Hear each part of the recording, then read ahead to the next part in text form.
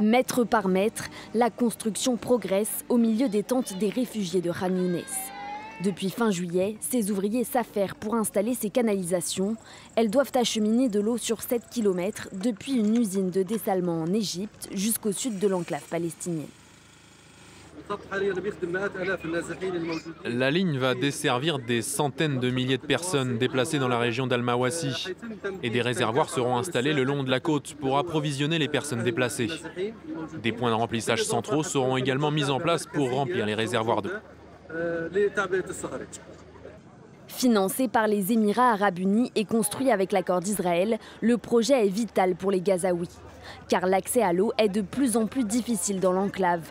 À cause de la guerre, plus de 80% des infrastructures d'eau ont été endommagées selon l'autorité palestinienne de l'eau. Israël a aussi coupé des raccordements qui reliaient Gaza à ses propres réseaux d'eau. Résultat, la population dépend de l'eau de puits, saumâtre et contaminée par les déchets ou de l'aide humanitaire très irrégulière.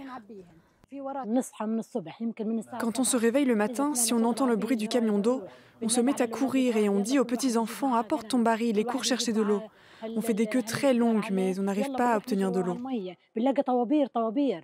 La consommation d'eau à Gaza n'est plus que de 3 à 5 litres par jour par habitant, soit 5 fois en dessous de la norme minimale d'urgence fixée par l'ONU, selon Oxfam. En Israël, la consommation domestique moyenne est de 165 litres par jour.